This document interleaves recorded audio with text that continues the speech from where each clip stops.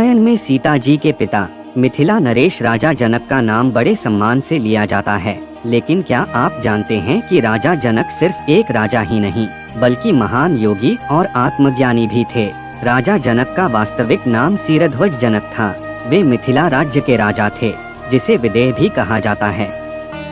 जनक क्षत्रिय वंश के राजा थे और उन्हें विदेह कहा जाता था क्योंकि वे आत्मज्ञान में स्थित रहते थे। वे अत्यंत न्यायप्रिय, दार्शनिक और धर्मात्मा राजा थे। उनकी पत्नी का नाम रानी सुनयना था। सीता जी उन्हें हल चलाते समय भूमि से प्राप्त हुई और उन्होंने उन्हें अपनी पुत्री के रूप में स्वीकार किया। सीता जी का स्वयंवर उन्होंने भगवान शिव के धनुष पर आधारित रखा था।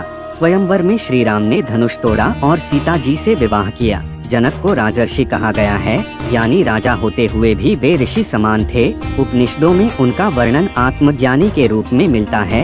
उन्होंने अष्टावक्र मुनि से आत्मज्ञान प्राप्त किया था। अष्टावक्र गीता और योग वासिष्ठ जैसे ग्रंथों में जनक के संवाद पढ़ने को मिलते हैं। वे ज्ञान, भक्ति और वैराग्य तीनों के आदर्श थे। उनका राज्य मिथिला धर्म और ज्ञान की भूमि माना जाता है। वे हमेशा साधु संतों का सम्मान करते और उनसे ज्ञान प्राप्त करते थे। जनक जी को तपस्वी राजा भी कहा गया है। उनका जीवन इस बात का उदाहरण है कि राजमहल में रहकर भी कोई योगी और ज्ञानी हो सकता है। इसीलिए राजा जनक को आज भी आदर्श राजा, आत्मज्ञानी और राजर्षि के रूप में याद किया जाता है। राजा जनक का जीवन हमें सिखाता है कि असली राजसी वैभव धन संपत्ति में नहीं बल्कि ज्ञान, धर्म और आत्मसंयम में है।